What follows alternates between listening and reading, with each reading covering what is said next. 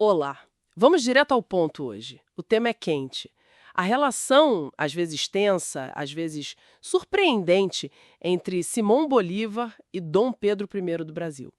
A gente mergulhou em algumas análises sobre isso. Mas, para começar, quem foi exatamente Simão Bolívar? Qual era o grande plano dele para a América Latina? Bom, Bolívar nasceu lá em Caracas, né? 1783, família rica, da elite crioula, mas ficou órfão bem cedo. E teve tutores, tipo Simão Rodrigues, com ideias bem iluministas, sabe? Liberdade, razão, questionar o poder absoluto. Isso marcou ele. Tem aquele famoso juramento em Roma, né? Prometendo libertar a América da Espanha. A visão dele era grandiosa. Unir a América Hispânica. Não exatamente um império como queria o Miranda antes dele, mas uma república federativa gigante, a Gran Colômbia, do Chile ao Panamá, basicamente. Um modelo bem diferente do Brasil, que virou o império. E pensa só na ambição disso para a época. Unir um continente inteiro, cheio de divisões, geografia complicada, interesses locais.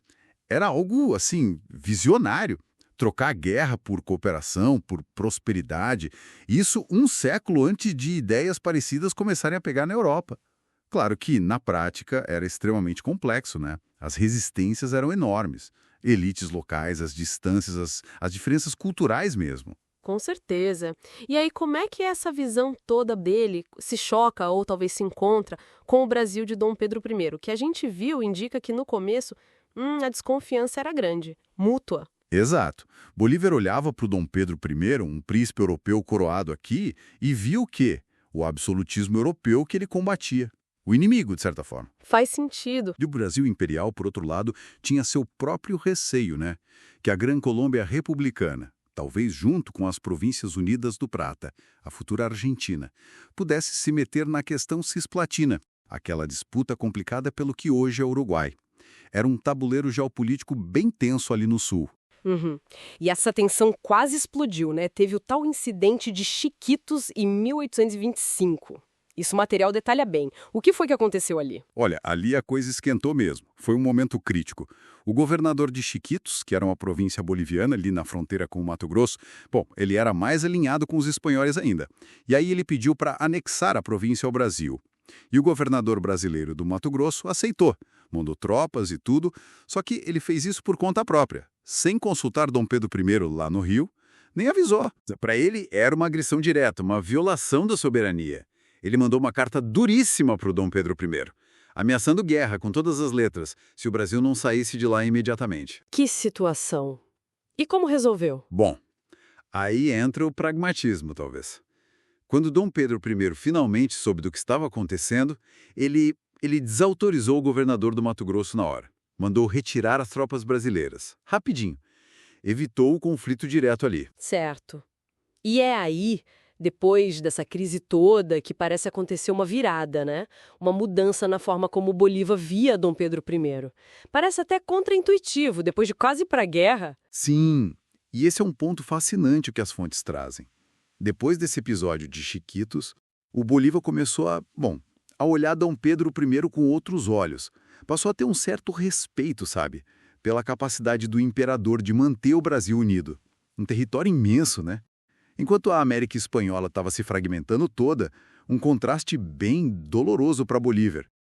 E também admirou a maneira como Dom Pedro I lidou com a crise de Chiquitos. Agiu para evitar a guerra. Mostrou, talvez, uma certa habilidade política ali. Interessante essa mudança. Mas peraí, essa admiração não apaga tudo. Uma das fontes que a gente analisou faz uma comparação, digamos, provocadora. Coloca lado a lado algumas ações do Bolívar e do Dom Pedro I que hoje a gente poderia ver como autoritárias. Como é? Essa comparação é feita com base em momentos bem específicos. Por exemplo, o próprio Bolívar, para tentar manter a ordem e a unidade, chegou a se declarar ditador da Gran Colômbia, uma medida extrema. E Dom Pedro I, a gente sabe, dissolveu a Assembleia Constituinte em 1823, né? E depois impôs a Constituição de 1824. A famosa Constituição outorgada. Exatamente. Mas o ponto levantado é, Não dá para a gente julgar esses atos só com os olhos de hoje, com os nossos valores atuais. O contexto era outro.